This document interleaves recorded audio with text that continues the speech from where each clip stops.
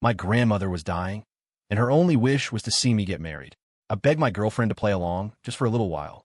But she was busy celebrating her stepbrother's birthday and shut me down cold. A week later, I posted a picture of a marriage certificate on my Instagram. Congratulations poured in from friends, everyone asking when the reception was. That's when she finally called, her voice a whip crack of anger after months of the cold shoulder. Have you no shame? What's the point of forcing my hand like this? I just laughed. The wedding was real, but who said it was with her? The doctor said Grandma only had a few days left. Someone needs to be by her bedside at all times, he'd said, his voice gentle. At this stage, she could. He didn't need to finish the sentence. We all understood. Grandma, I whispered, my hand clutching her dry, paper-thin one, try to draw some warmth from it. She smiled, her eyes crinkling with a familiar kindness, and tried to comfort me. It's all right, honey. People get old. They die. It's something we all have to accept. I've lived a long life. My children and grandchildren have been so good to me. I'm content. I buried my face in the sheets next to her, tears streaming down my cheeks. I couldn't bear the thought of losing her, this woman who had been a constant source of love and warmth in my life. Leo, she said, her tone cautious. How are things with you, Anne? Your young lady? I remember the last time she'd brought it up, suggesting I bring my girlfriend, Khloe, home to meet her. When I'd mentioned it to Khloe, her response was a curt, I'm busy. Later, when Grandma asked again, a surge of frustration had made me snap. She's a busy person, okay? When would she have time to come visit us? Grandma had looked startled for a moment, then smiled gently. What's wrong? Did you two have a fight? Seeing the concern in her eyes, a wave of regret washed over me. Why did I always take out my frustrations on the people who love me most? I immediately apologized. Grandma, of course, wasn't one to hold a grudge, but she never mentioned meeting my girlfriend again. Now, looking at her lying in that hospital bed, her expression a mask of nonchalance, I was filled with nothing but guilt. Seeing my silence, she quickly added, I was just asking, Leo. I'm not trying to meddle. As long as you two are happy, that's all that matters. She tried so hard to act like it didn't bother her, but I knew better. I knew she cared. Deeply.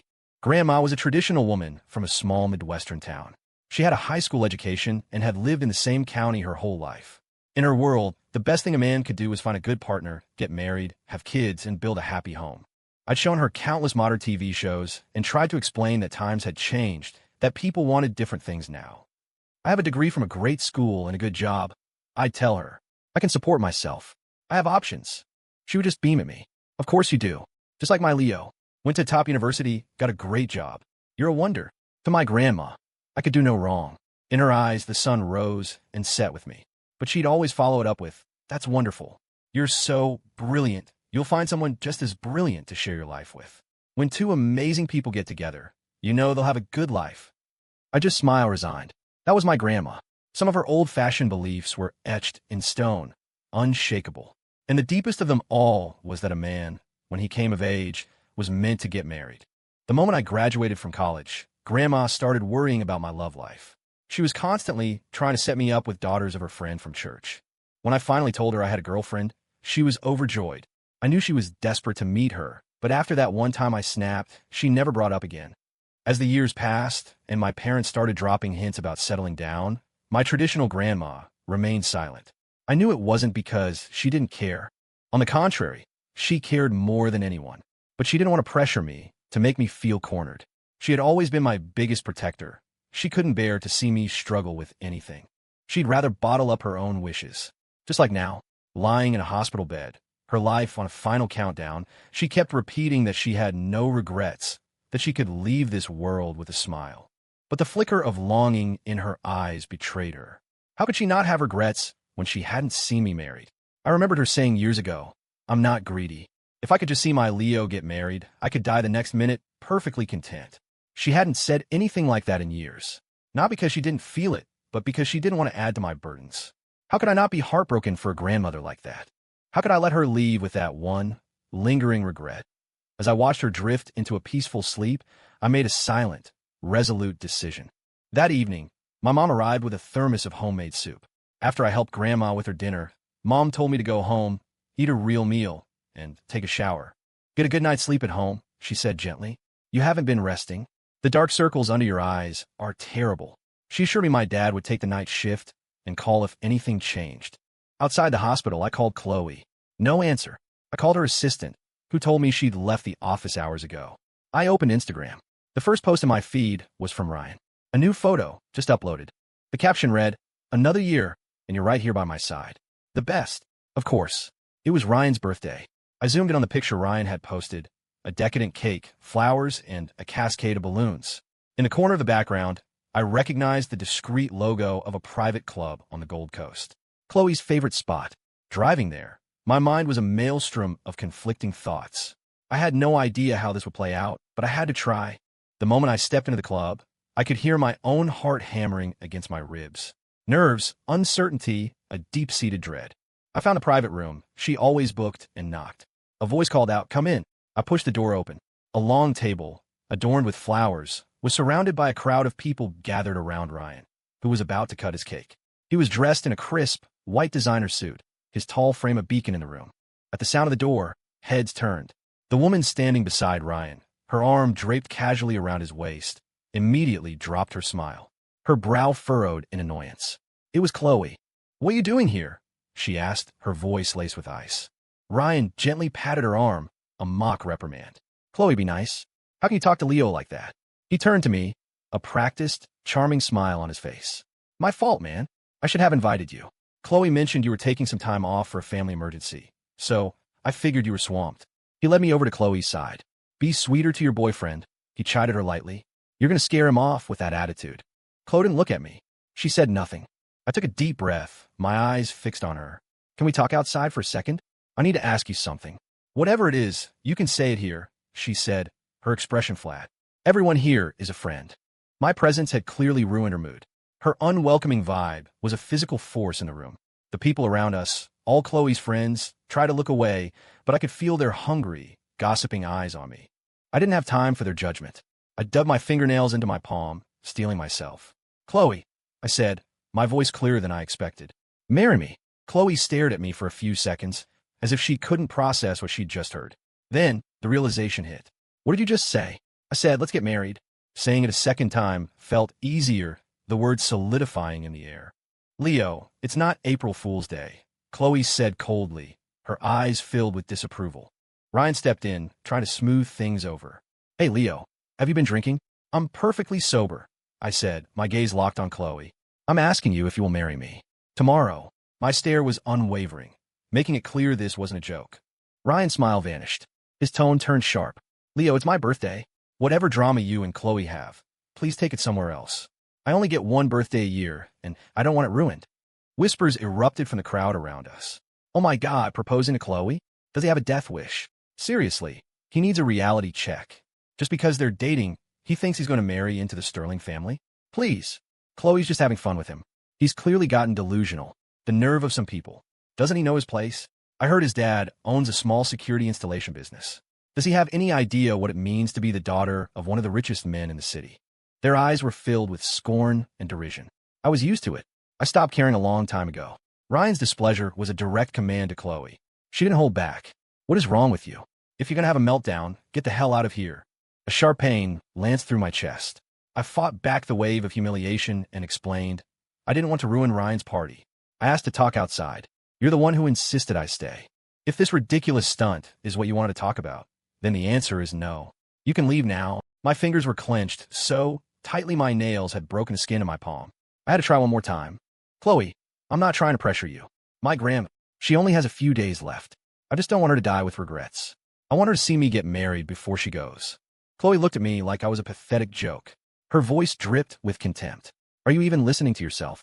She didn't believe me, and neither did anyone else. Using a dying relative to force a proposal? That's a new low. Seriously, does he think we're all idiots? If that line worked, Khloe would have been married a dozen times by now. My voice cracked with desperation. "Khloe, I'm not lying. You can check for yourself. My grandma is at." "Enough." Khloe cut me off, her patience gone. "I don't have time to watch you act." Her tone was severe, a final warning. "I told you, I don't believe in marriage. You said you were okay with that. Are you trying to go back on your word now? So you won't marry me? Is that your final answer?" I asked. "No," she said, her voice absolute. "Okay," I whispered. "I understand." I turned and walked away. Leaving the club, I walked numbly along the sidewalk. The world around me seemed to fade to gray, a blurry backdrop to the chilling void in my chest. I had lost all feeling except for the slow, creeping cold of a dying heart. My phone rang. I answered it mechanically. Chloe's voice, as imperious as ever, came through the speaker. Leo, I know you're just jealous of Ryan. That's why you pulled that ridiculous stunt tonight. But Ryan is a forgiving person. He said he won't hold it against you if you come back now and apologize to him. I hung up. A cold drop hit my face. I looked up. It had started to rain. As if my legs had lost all their strength, I sank to the pavement, letting the rain soak through my clothes. Suddenly, the rain above me seemed to stop. I tilted my head back and saw a black umbrella. My eyes traced the line from the hand holding it up the arm to the shoulder and finally to the face. It was a beautiful face. Thanks, I mumbled, sniffing. Don't worry about me. You should go. But the person just smiled, a soft, gentle expression that was like a ripple on a calm lake.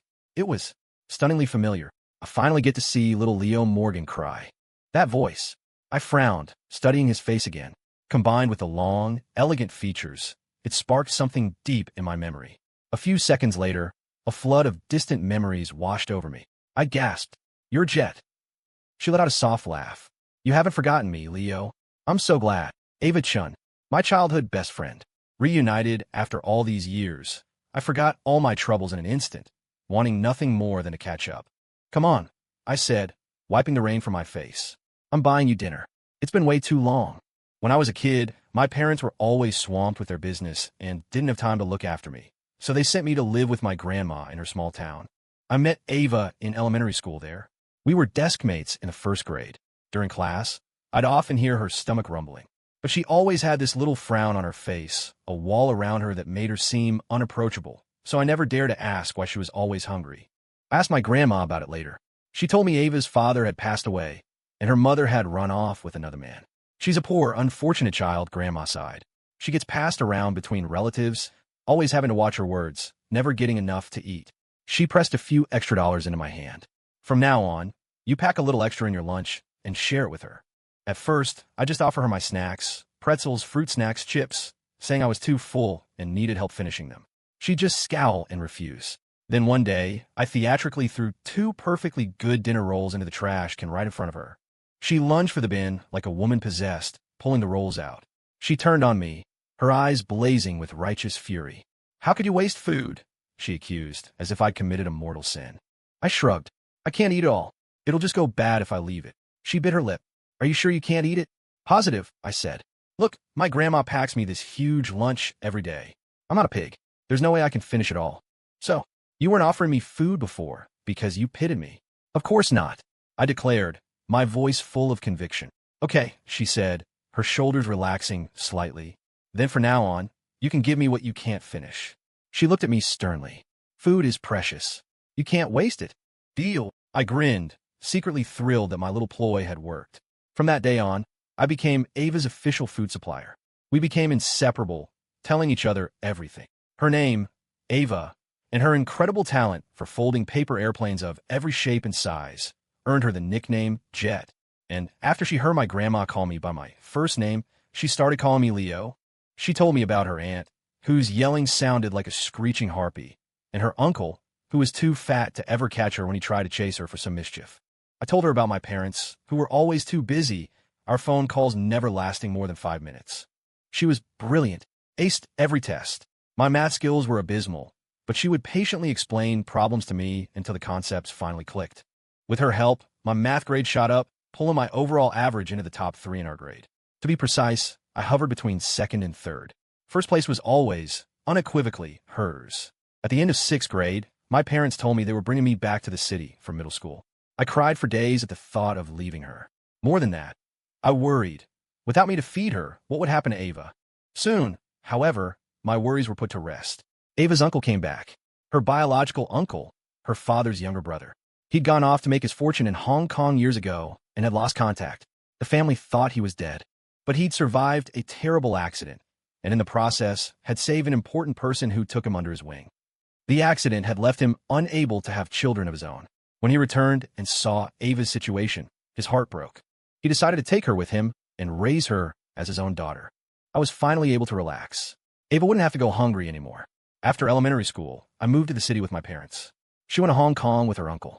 We never saw each other again. Until tonight. Despite the years apart, We quickly fell back into the easy, familiar rhythm of our childhood friendship. Before we were even halfway through dinner, we were talking a mile a minute. Ava told me about her life. She had lived with her uncle in Hong Kong, who treated her like gold and sent her to the best schools. She'd always done well academically and ended up in an Ivy League university in the U.S., studying computer science. When she mentioned the name of her university, my jaw dropped. You're being way too modest. That's not doing well. That's being a certified genius. So what are you doing now? I asked. I started my own company, she said simply. A small startup in the AI space. She gave me a brief overview, then turned the question back to me. What about you? I sighed. A complete mess. Failed relationship. Just texted in my breakup notice. As for my job, I'm handing in my resignation tomorrow. That's not a failure, Ava said with a smile. You're still young. You can start over with anything. I nodded. Yeah, I guess you're right. How's your grandma? She asked.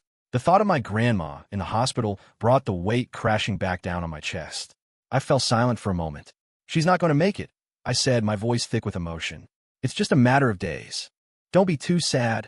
She comforted me. Your grandma loves you more than anything. She wouldn't want to see you hurting. She paused. Can I go visit her tomorrow? I nodded.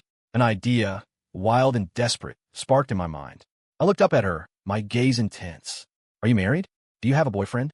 She shook her head. No marriage, no boyfriend. Then, will you marry me? The words tumbled out, driven by desperation. The moment I said it, I was stunned at my own audacity. To my utter shock, Ava said, okay. I was sure she hadn't heard me right, so I repeated myself. She just smiled. Okay, no problem. I quickly explained the whole situation, that it was just to give my grandma peace, to untie that final knot of worry in her heart. You don't have to do this just because of our childhood friendship, I said. You shouldn't feel pressured to say yes. I know this is just a formality, but it still means changing your legal status from single to married. It's a big deal. If you're not comfortable, just tell me. I'm not uncomfortable at all, Ava said, her tone serious. I'm doing this willingly.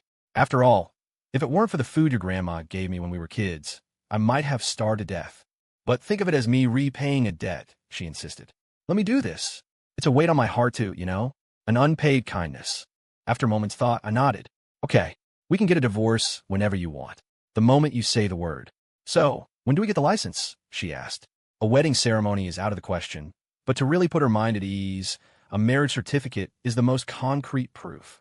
Tomorrow, I said. After dinner, Ava drove me home. On the way, I was still marveling at the odds. In a city this huge, what are the chances we'd run into each other on a random street corner? It means we were meant to find each other, she said with a smile. I couldn't agree more.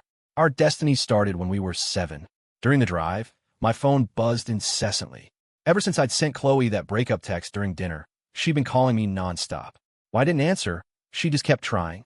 Ava glanced at the vibrating phone on the console, her eyes asking the question. I picked it up, blocked Khloe's number, and then turned the phone off completely.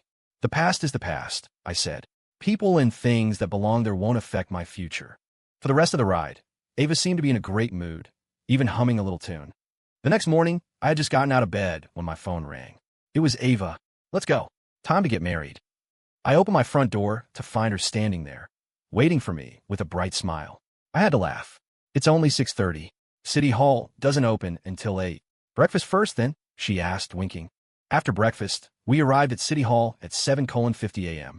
We didn't have to wait long. As the first couple of the day, the whole process was quick and smooth. By the time we walked out with our marriage certificate in hand, it wasn't even 9. Ava came with me to the hospital. Grandma, do you remember her? Jet? Ava Chun, from our old village, the little kid. I explained, sitting by her bed. Grandma's eyes, cloudy with age, searched her memory for a moment before lighting up. Oh, I remember. Leo's desk mate. You came over for dinner once with Leo. And after you ate, you insisted on washing the dishes and cleaned the whole house. You even wiped down the windows. Ava blushed slightly. Your memory is amazing, Grandma. I remember you went to Hong Kong with your uncle. He must be doing well. That car he drove back to the village, they said it was worth over $100,000. Has he been good to you? Yes, Uncle has been very good to me. Grandma smiled. That's good. That's good. Grandma. I began, choosing my words carefully.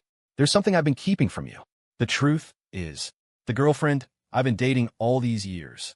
It was Ava. Because she was living in Hong Kong and was so busy with work, she never had the time to visit. Please don't be upset with her, okay? Leo's girlfriend was you. Grandma's face lit up with pure joy as she looked at Ava. Oh, this is wonderful. Truly wonderful. Childhood sweethearts. You know each other inside and out. Now I can truly rest easy. And Grandma, I said, pulling out the certificate. Ava and I got our license today. We're married. Grandma's hands trembled as she took the certificate, her eyes poring over it for a long time. She wiped a tear from the corner of her eye. Married. My Leo is married. That's so good, so good. Grandma, we were in a rush, so we didn't have time for a big wedding, Ava promised. But we will definitely have a huge celebration. The license is enough, Grandma said, taking both of our hands and placing them together. As for the wedding, you two can plan it however you like. Don't be too extravagant. Her voice was soft but firm as she gave us her final blessing. Now that you're married, you have to be real adults, take on the responsibilities of a family. Work together, build your little home, talk things out, don't fight. Just live a good, honest life. She went on for a while, a stream of gentle advice, and Ava and I just nodded along. You could see it in her eyes. She was genuinely, blissfully happy. At lunch, she even ate a second bowl of soup. That afternoon, I went to Sterling Industries. Mr. Morgan, aren't you on vacation? What brings you to the office? My former assistant asked. I'm here to process my resignation. Her jaw dropped and stayed that way. For a position at my level, resignation required the CEO's signature. I stood outside Khloe's office and knocked. Come in. When she saw it was me, Khloe, sitting behind her massive desk, looked surprised for a second. But she quickly regained her composure, her eyes full of mockery. Well, look who's back. And here I thought you had some pride. Before I could speak, she continued, I'll let it slide this time. We'll just say you were having a jealous fit, but don't let it happen again. Ms. Sterling, she rounded the desk and stood before me, looking down at me. Ms. Sterling? Still sulking, are we? She let out a small, condescending laugh. Quite the temper. You even dared to block me. Khloe. Ryan burst into the room. I heard Leo was here. He looked at me, his tone overly friendly. Leo, you're finally back. Everyone says you're the backbone of the design department, and they're right. Since you've been gone, I've been completely swamped, running around like crazy. I can't even focus enough to sketch. Don't sell yourself short, Khloe interjected. You're new to the company, you're still learning the ropes. And you just come back from abroad, you're not familiar with the domestic market yet. You just need a little more time. Ryan shook his head with a charming smile. You're the only one who's so forgiving with me. Of course, Khloe said, her tone serious. Only I know how talented you really are. She turned her attention back to me. Anyway, Leo, your timing is perfect. The client wasn't happy with that design Ryan submitted. I need you to revise it. Get it back to him before the end of the day. Sorry about this, Leo, Ryan said softly. Hate to trouble you again. Is everything at home settled? Are you ready to come back to work? I have to say, you've taken quite a bit of time off, Khloe added with a frown. You're lucky I'm your boss. No one else would let you take this much time off for no good reason. Are you both finished? I asked, looking at the two of them and their perfectly rehearsed performance. First of all, in my 5 years at this company, I have never taken a single day of my accrued vacation. I have a total of 20 paid days off saved up. On this leave, I have only used 6. I still have 14 days remaining. I am on legitimate, approved leave, and I have not violated any company policy. Second, I am here today to resign. The look of casual amusement vanished from Khloe's face, replaced by a deep-seated impatience. Leo, there's a limit to these tantrums. I'm not having a tantrum. I'm resigning, I stated calmly. And for the record, the breakup was serious, too. Ryan chimed in with his gentle, patronizing voice. Leo, couples can have arguments and disagreements, but you shouldn't throw the word breakup around so lightly. It's very hurtful. That's why I didn't say it lightly, I replied. The lines on Khloe's forehead deepened, a clear sign of her rising fury. I'm giving you one last chance. Take back what you just said. I don't need it. Fine, fine. She nodded repeatedly. Leo, you really think I can't bear to lose you, don't you? You really think this company can't function without you? I've never thought that, I said, speaking the honest truth. Good. Break up, resign, whatever. She spun around, snatched a pen from her desk, and scrawled her signature across my resignation form with a furious flourish. And you don't need to stay for another month. You can clear out your desk today. The company will pay you whatever severance it owes you, down to the last penny. I nodded. That's even better. With that, I turned and walked out of the office. As I reached the door, I heard the sound of something heavy crashing to the floor behind me. Standing on the sidewalk outside the Sterling Industries tower, I looked back up at the gleaming glass and steel and felt a genuine smile spread across my face. My lost youth, the love I had chased for so long, and the career where I had poured my sweat and passion. They were all behind me now. I had no regrets about the past. In my studies, my relationships, and my work, I had given everything I had. Looking back, my conscience was clear. Academically, I had fought my way into the university and major of my dreams. I was satisfied. Professionally, though I was leaving, the years of work had honed my skills and capabilities. I could feel my own growth, not just in my professional expertise, but in my ability to navigate complex situations. Romantically, I had been brave enough to confess my feelings and had even dated the person I had admired from afar for so long. In the relationship, I had striven to be a good, even exceptional, boyfriend. I cared for her life and work. I was empathetic. I provided emotional support. As a boyfriend, I felt I had done everything within my power. But the relationship still failed.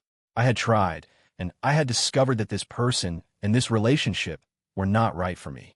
So it was time to end it. I had done my best, so I had no regrets.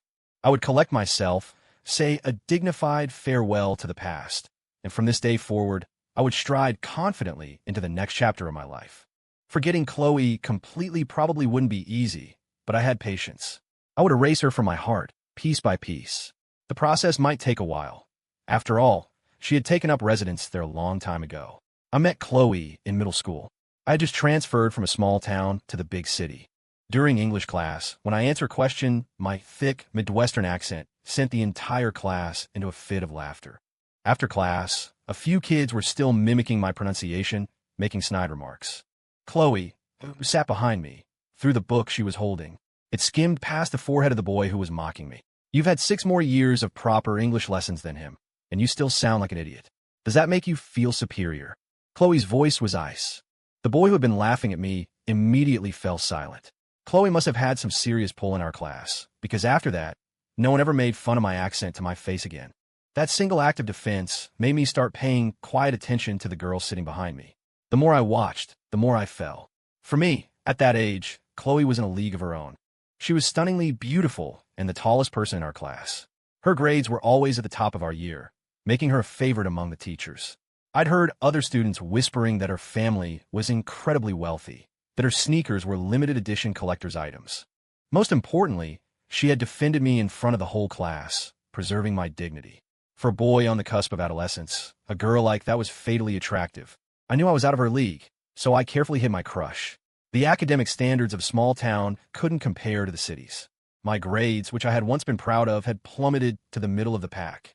To get my name on the ranking list closer to hers, I studied like a man possessed. My hard work paid off, and my grades began to climb rapidly until my name was less than 10 spots away from hers.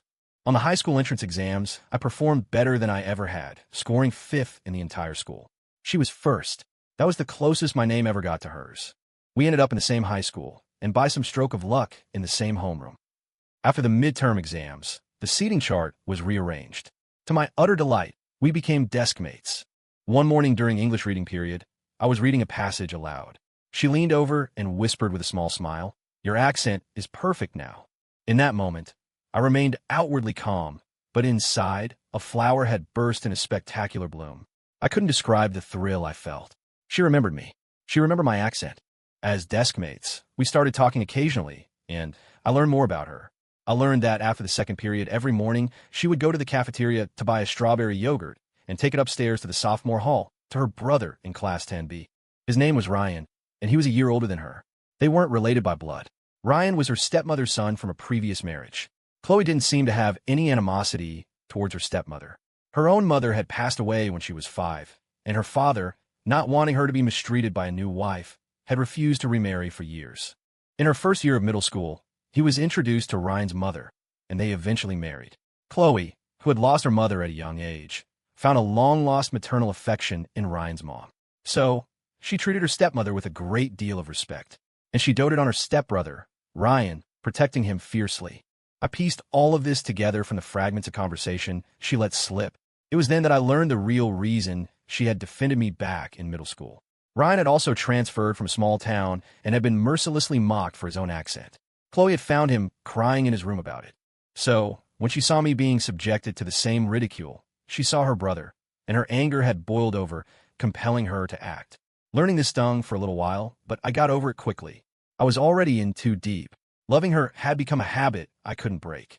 I had long since learned from Khloe which university she wanted to attend. That school became my singular goal. By some miracle, I got in.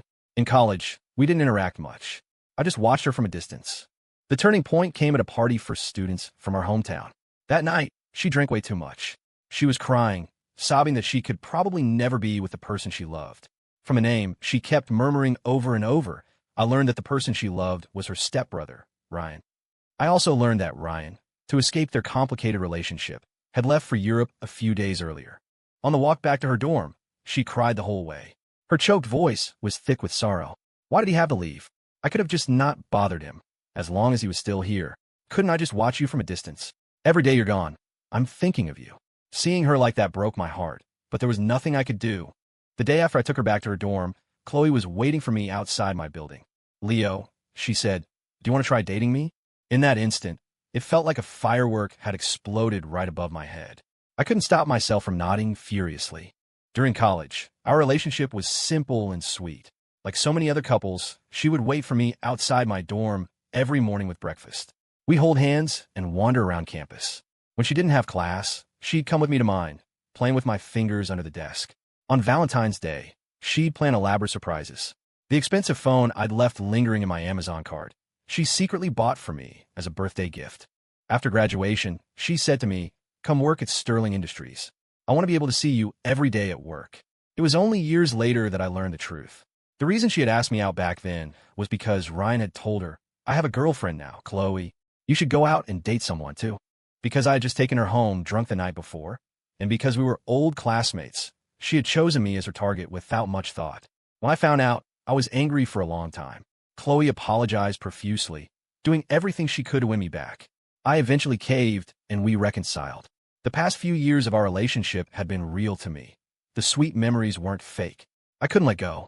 If Ryan had never come back, I might have continued to live in my fantasy world, believing that Khloe now loved me.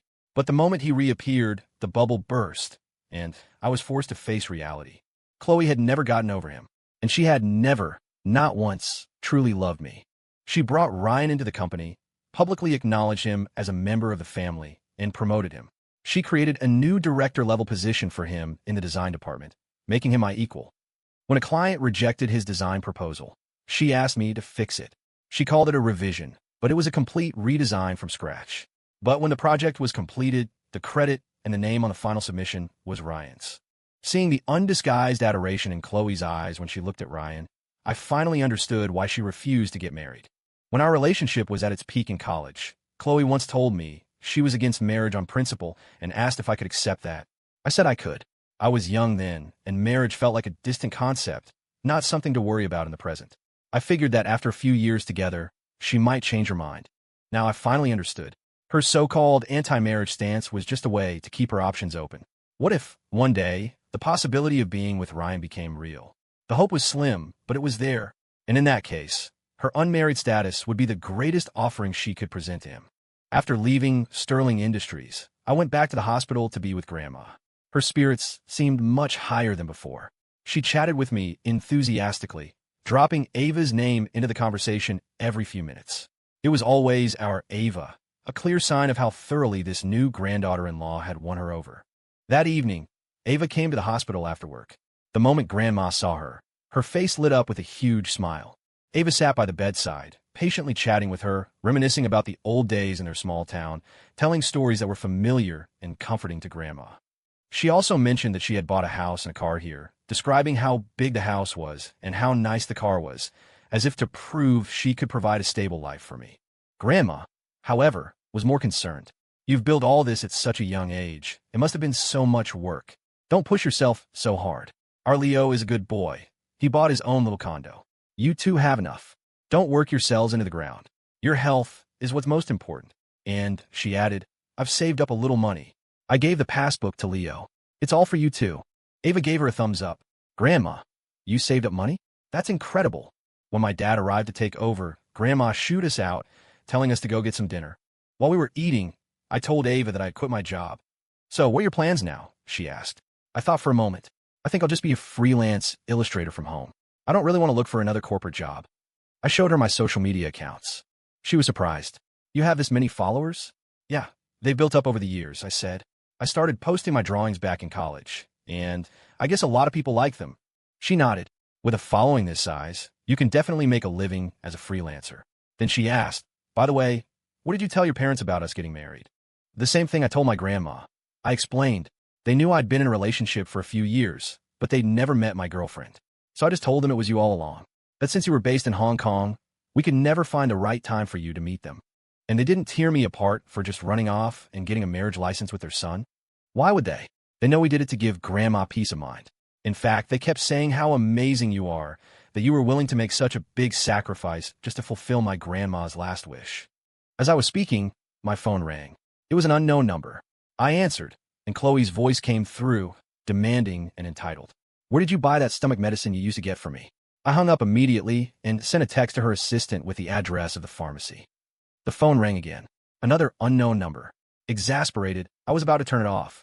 Wait, Ava said with a slight smile. I have an idea. A way to make her stop harassing you. Oh, what is it? Go public, she said, her voice calm and steady. 2 minutes later, I updated my Instagram.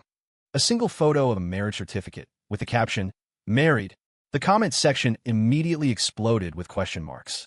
That night, when I got back to my apartment, I found a tall, slender figure leaning against the wall by my door. What's with the picture? Khloe asked, her face a blank mask. It's pretty self-explanatory, I said. I got married. Jokes have a limit, she said, a flicker of impatience crossing her brow. I told you very clearly. The doctor said my grandma only has a few days left. I don't want her to have any regrets, which is why I was in a hurry to get married. I explained, trying to keep my voice even. Khloe looked down, her face hidden in the shadows, her expression unreadable. After a long moment, she spoke, her voice trembling almost imperceptibly. So, the marriage is fake? The certificate is fake. I slowly shook my head. No, it's all real. We went to City Hall this morning and got the license. Khloe lunged forward and grabbed my arm, her voice a low growl. Leo, you just married a random person? Don't you know you can't trust people? What if she latches onto you, tries to extort you for money? An image of Ava's gentle face, the soft way she spoke, flashed in my mind, and the corners of my mouth turned up in a slight smile. She's not a random person. She's a friend I've known since I was a kid. She's a good person, I said with absolute certainty. Fine. You've really outdone yourself, she said, nodding sharply. She turned on her heel and strode away. A few days later, Grandma passed away. The doctor comforted us, saying that her last few days had been peaceful and happy, that she had passed with a serene look on her face, and that we shouldn't be too sad. Ava was a rock through all of it, helping with the funeral arrangements, running errands, being there for my parents. My mom pulled me aside more than once, whispering, Ava is a real gem.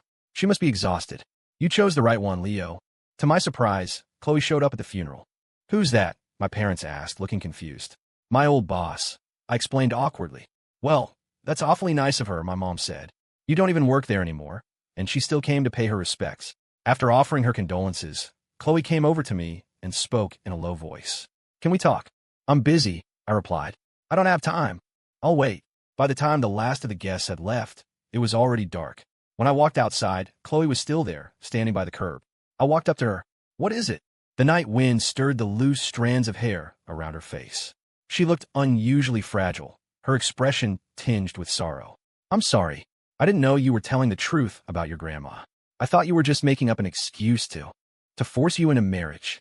I finished for her with a small, humorless laugh. It doesn't matter. It's all in the past.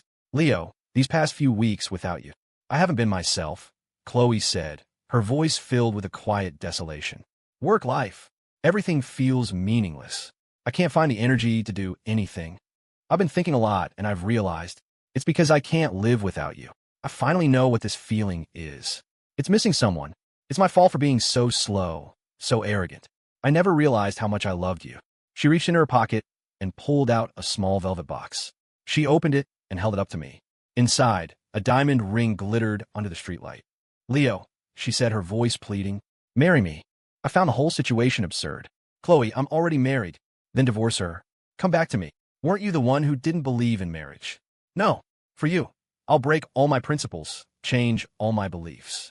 You want to get married? We'll get married. I'll give you the grandest wedding. I'll announce to the whole world that you are my husband. I shook my head. There's no need. I don't want to marry you anymore. Besides, today is my grandmother's funeral. This is not the time or place for this. Leo, Khloe grabbed my sleeve, her grip desperate. I can give you the best life imaginable. That woman, your so-called childhood friend, what can she give you? How my husband and I live our lives is really none of your business, Ms. Sterling. Ava's voice came from behind me, clear and strong.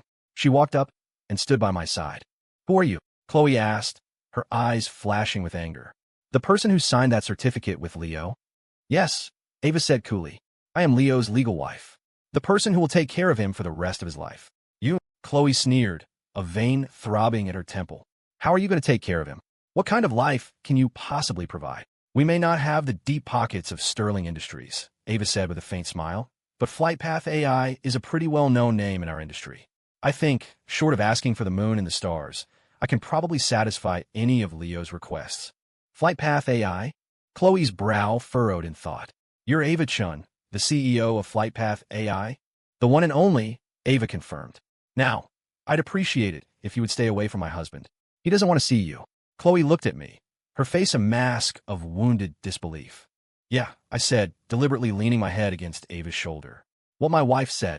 Khloe let out a desolate laugh, then turned and walked away, looking utterly lost.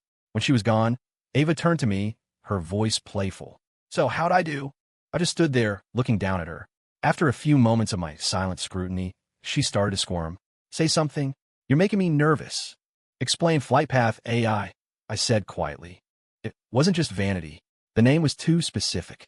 I'd heard of FlightPath AI before. It was a rising star in the tech world, a powerhouse in artificial intelligence, considered a leader in the domestic market. This was the small startup Ava had mentioned. Ava looked down at her feet, her gaze full of guilt, unable to meet my eyes. Her voice was a tiny mumble. Well, you never asked what my company was called, so I never mentioned it. And I pressed. And the name, it does come from the two of us. As I recall, I said FlightPath was founded as a small studio several years ago, and it was called that even then. We hadn't seen each other in years at that point. Ava suddenly lifted her head, her expression a mixture of defiance and surrender. It's true. I've always loved you. From the time I left for Hong Kong, you were burned into my memory. I decided back then that when I grew up, I would come back and find you. All right, I said, stepping closer and gently tilting her chin up with my fingers. What else have you been hiding from me? Her face instantly flushed a deep, beautiful red. From Ava, I learned the whole story. She had never forgotten me. As she grew older, the memory of me only deepened, becoming a constant, aching presence in her life. It evolved from a childhood crush into a profound, unwavering love. Before she went to college in the States, she had begged her uncle to let her take a trip back to our hometown. She went back to the small town, but my grandma no longer lived there. The neighbors told her grandma had moved to the city to live with us, but no one knew our new address. She only had 3 days, and she returned to Hong Kong empty-handed. While she was in graduate school in America, she started her own workshop and named it FlightPath, a nod to me and her nickname, Jet. Between her studies and her work, she was incredibly busy. By the time she finally had the freedom to come back, she managed to track down my address. She found me, but she also found that I was in a relationship. I already had a partner by my side, and the way I looked at Khloe was full of affection. She returned to the U.S., heartbroken, and resolved to forget me. But she tried for years, and instead of fading, the feelings only grew stronger.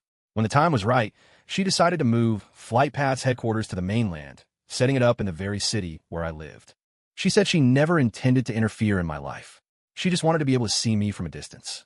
Whenever she had a free moment, she would drive her car and park it across the street from my office building just to watch me and my girlfriend leave together. As long as I looked happy, she would drive away content. But recently, she had noticed that I was looking more and more unhappy. I was leaving the building alone every evening, Khloe no longer by my side. Instead, she often saw Khloe leaving with another man, laughing and eating with him, looking at him with that same gentle expression. That night, when she saw me huddled on the sidewalk, my hair and clothes soaked by the rain, crying, she couldn't stand it anymore. She ran, holding her umbrella over my head. After hearing her story, I was stunned into silence for a long time. Then, I covered my eyes and cried. To think that all this time, when I had no idea, someone had been loving me so silently, so completely. This immense, overwhelming devotion. I didn't know if I was worthy of it. I told her my thoughts, my hesitation. Ava gently wiped the tears from my eyes with her thumb. You are worthy, she said softly. My Leo is worthy of the best love in the world. Khloe tried to contact me many more times, but I avoided her. I had blocked all her numbers and social media, so she started writing me emails. I only discovered them by chance one day when I opened my inbox and found a long list of messages from her. It was a bit surreal. Was she using my email as a personal diary? In her emails, she said she had finally realized her feelings for Ryan were all wrong. It was never love, it was dependence. As a child starved for maternal affection, she had latched on her kind stepmother, and by extension, the brother her stepmother brought into her life. It was the first time a woman in her life had cared if she was eating well, if she was warm, who worried when she was sick. The feeling was new and addictive, and she had become lost in it. That's why she felt such a strange attachment to Ryan. And because they weren't related by blood, she had mistaken that attachment for romantic love. But my departure had caused her sleepless nights, a wrenching pain in her chest, and a constant, simmering anger, emotions she had never experienced before. It was only then that she realized how much I truly meant to her. The day I posted the marriage certificate, she wrote, it took every ounce of her self-control not to drive over, drag me away, and lock me up somewhere. That day, when I rejected your proposal, was the biggest regret of my life, she wrote in one email. One wrong step, and I lost everything. She mentioned that her father and stepmother had recently divorced. Legally, she and Ryan were no longer related in any way. Ryan had been ecstatic, telling her they could finally be together openly. But Khloe said she felt no excitement, only a strong sense of resistance. She didn't want to be with Ryan. Leo, this is the last email I'll send you, the final one read. I won't bother you anymore. I've agreed to a strategic marriage for my father's company. I have a meeting with the son of the Miller Group tomorrow. Let me think of you one last time. Goodbye. And I'm sorry. After reading the emails, I calmly dragged them all to the trash. Later, I heard that something had happened to Khloe. She had started seeing the Miller heir, and they were beginning to plan their engagement. One evening, after they had dinner at a restaurant, Ryan suddenly appeared. In a jealous rage, he tried to push Mr. Miller down a flight of stairs. Khloe threw herself in front of him. She was the one who fell. Her injuries were severe. They said that without perfect care, she might be left with a permanent disability. But Mr. Miller was incredibly moved by her sacrifice and became utterly devoted to her, declaring he would marry her no matter what. Ryan was arrested and sent to prison. Later, I stumbled across a video of the incident online, probably filmed by a bystander. Ryan's face was contorted with madness as he screamed at Khloe, "You love me, I know you do. Why won't you be with me? Why are you marrying someone else? You flew across the world every year for my birthday. I told you I didn't want another man in this family, and you promised you'd never get married. You love me so much, you did so much for me. Why are you throwing me away now?" Then, crying, he lunged. The next thing you heard was Khloe's scream as she tumbled down the stairs. I closed the video, a strange feeling in my gut. Can love really make people go crazy? I wonder aloud. It can, Ava said, coming up behind me and wrapping her arms around my shoulders. It's a good thing you're with me. Otherwise, I might have been driven mad by longing for you one day. I frowned. Are you really that extreme? Don't worry, she said. If I went crazy, I wouldn't hurt anyone else. I'd only hurt myself. You can't do that, I said, cupping her face in my hands. You're not allowed to hurt yourself. Because, I whispered, it would break my heart.